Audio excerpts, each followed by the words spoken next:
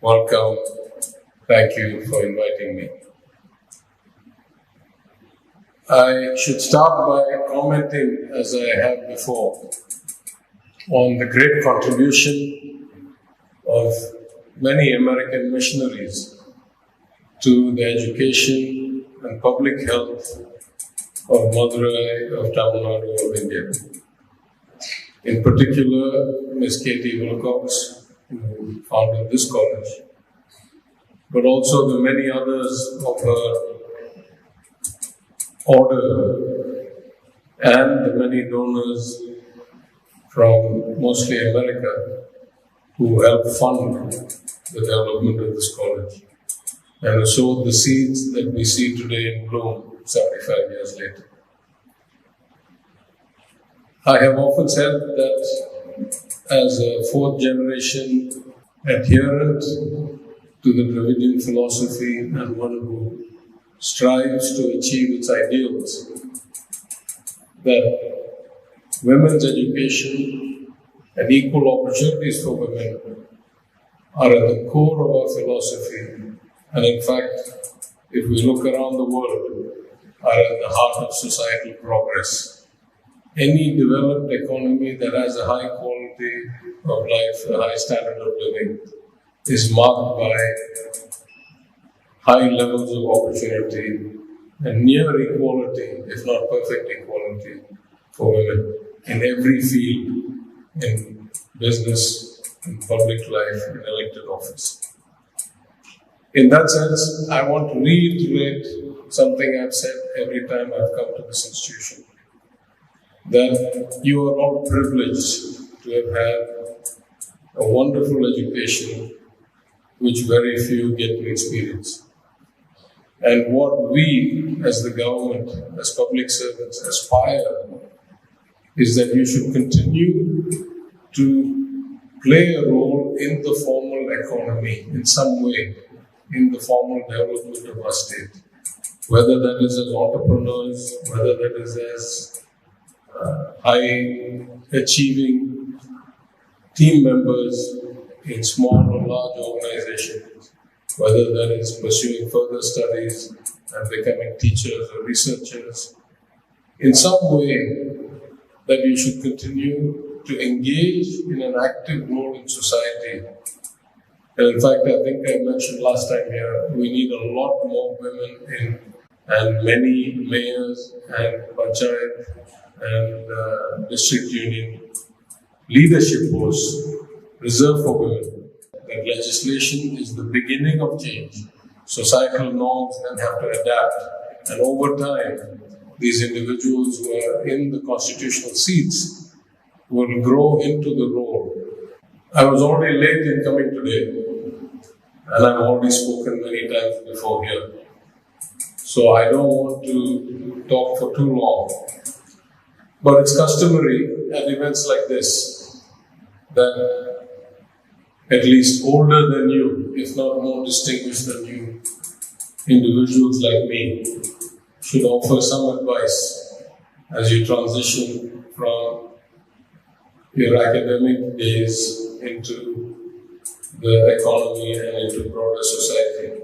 Of course, we are all shaped by our own experiences, by our own cultures, by our own families, by our own forefathers, by our mothers. And so, what I have to say may not be as applicable to some as to others. In fact, every individual is different. So I will give advice, or I will give some suggestions based on my progress in life, my experiences, the learnings, and I hope it will be of use to some of you in some way. The first thing I want to say is that life is a journey of discovery first and foremost. It is about each of us getting to know ourselves, getting to be comfortable with ourselves about who we are. The greatest discovery is of the inner thinking, the being, the soul of our own. Of course, that also translates into finding a path through life, some career, some family decisions, some profession, some specialization. But perhaps the best way to stress that individuality is to quote from the immortal Tirukkural, the couplet, "Pirapokkum ella uyirkkum sirappova seithulil vetrumayan." We are all born with the same essence of humanity. We are all equal at birth. And it is our duty to find that path, that occupation, that direction that gives full meaning to our life and the full benefit of our existence to our society. A key takeaway from that principle is that one should never compare oneself to anybody else or to any other benchmark. This relative value, am I as successful as somebody? Am I as wealthy as somebody? Am I as promoted as somebody? Is a meaningless and a detractive pursuit.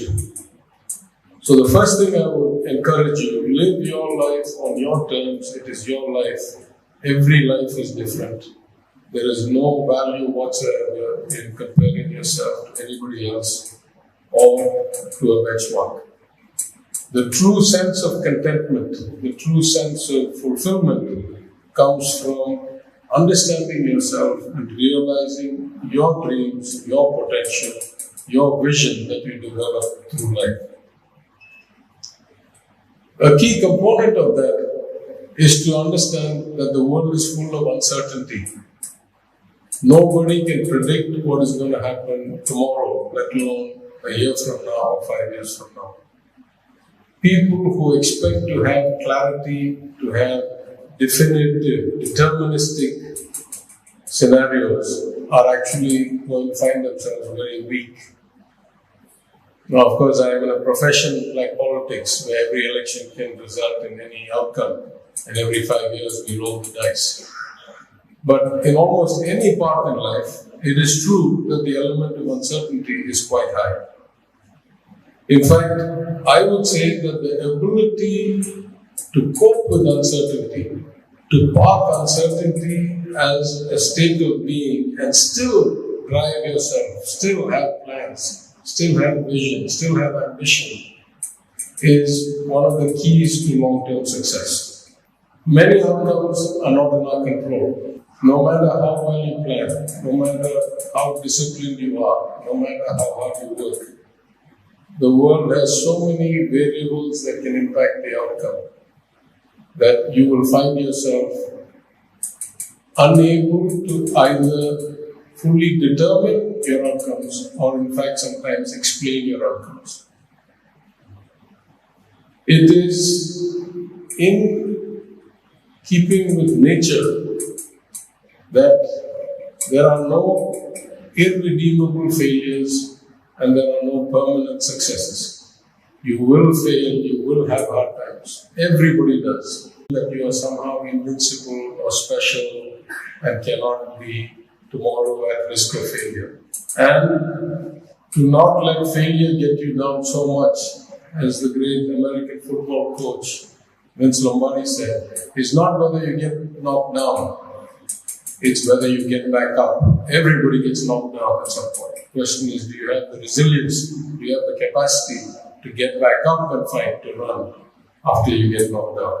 In the course of my life, I would say I've learned one more lesson, is if you are capable of building your identity, your contentment, your core of your being on variables that are not conventionally defined as success or failure, then you can actually actively seek uncertainty. You can actively seek the path less trodden. In my case, I was born into a family that had such a great legacy that I could have gone one of two ways. I could have said, let me rest on these laurels. Anyway, I have enough money, I have enough standing in society, I have enough potential, I'll be all right.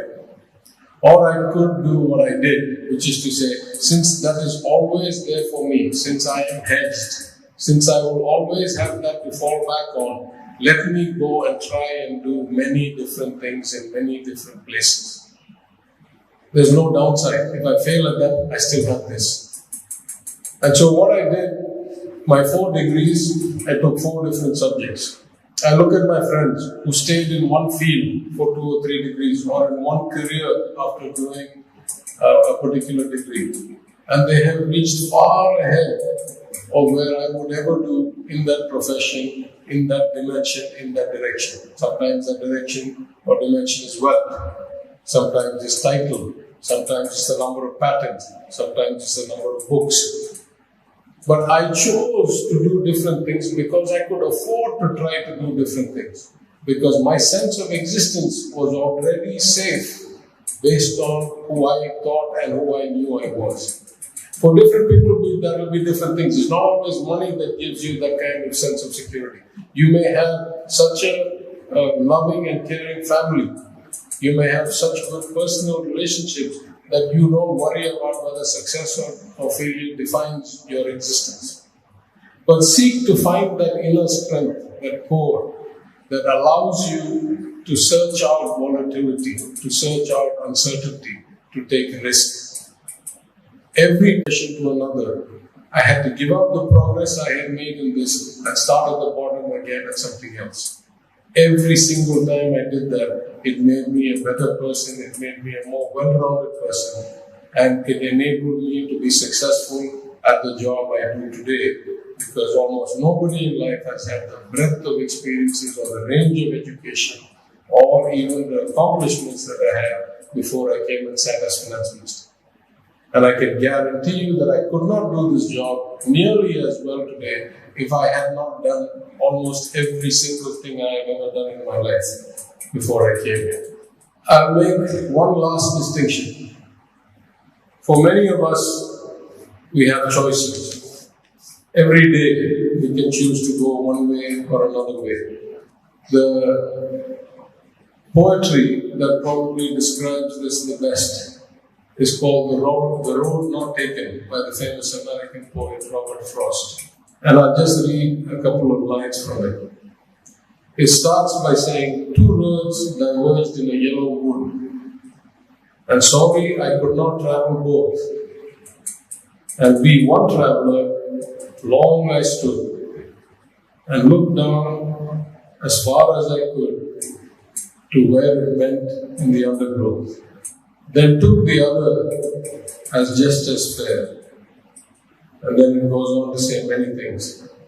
And then he concludes and he says, I shall be telling this with a sigh, somewhere ages and ages hence. 2 roads diverged in a wood, and I took the one less traveled by, and that has made all the difference. Search for those roads if you have the capacity, and build the capacity to search for those roads would be my advice to you. If you do these kinds of things and you get to be successful, remember, as the principal said and as others have spoken before, at the end, the definition of success is when you have impact on other lives beyond your own, beyond your immediate circle, you, your spouse, your children.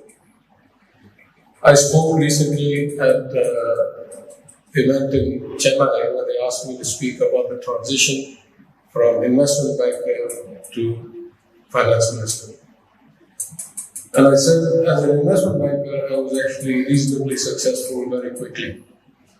And therefore, in terms of either money or power, I had greater of both money and power. The profit target given to me, and I kept my team motivated.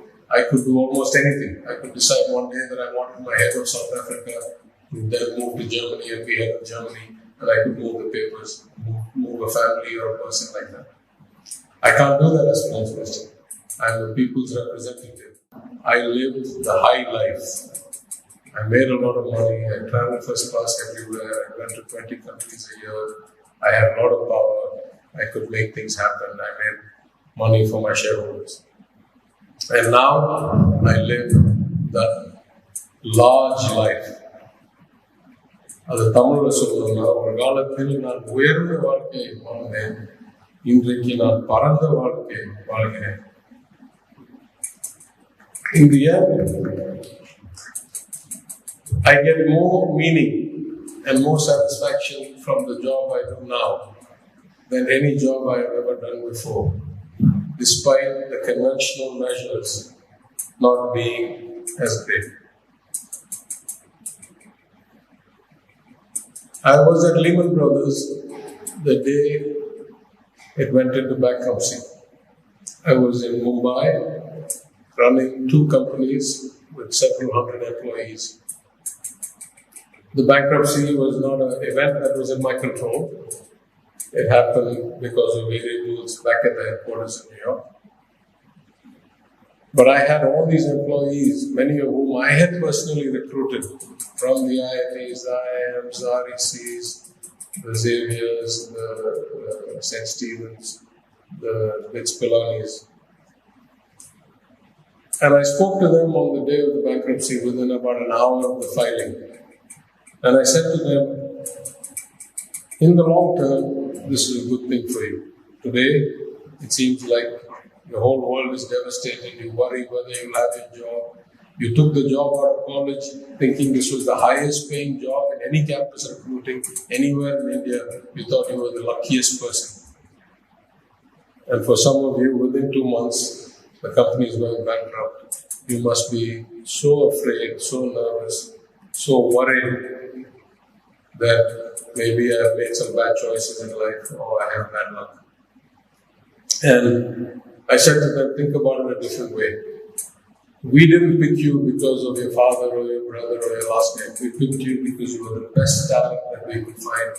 And there were probably 10 to 20 applicants at IIT for the job that we took you for. In that remote, you have to go through your exams, maybe in a very unique way. But at the end of all of that, you have graduated, you have joined society as proud college graduates from one of the best colleges in Madurai in India. And whatever adversity you faced will only make you stronger and yield better outcomes in the long term. I will quote one last line of another poem called The Poet's Testament from a great poet called George Santayana. And this is a poem he wrote only to be read at his own kind of funeral ceremony. He wrote it, he didn't publish it. He said, after I die, when you have the memorial service for me, I want somebody to read this. And it's called The Poet's Testament. And the first line says, I give back to the earth what the earth gave, all to the furrow, none to the grave. It says, whatever the earth gave me, ashes to ashes, dust to dust, I was born. Whatever was within me to give, I gave it into productive output, into the row, into the farm, into the yield. And by the time I went back to dust, I had nothing left in me to give. So I had lived a full life. That has always been kind of a powerful motivation for me. I want to live my life in a way that by the time I go to the crematorium rather than the grave, I've already put back into society as much as I got out of it or more. In that sense, an event like today gives me immense pleasure because, as the principal said, I get to follow in the footsteps of my forefathers, my grandfather and my father, who had long and strong associations with Lady Duke College. I am privileged to continue into my generation. I thank you for inviting me here. I congratulate the graduates, the professors, your parents, who all played a part in your victory today. But today is not a culmination. It is not an ending. It is a beginning. It is a beginning of the next and more productive, in fact, most productive till now, stage of your life. I wish all of you a very happy and prosperous journey through life. And I thank you once again.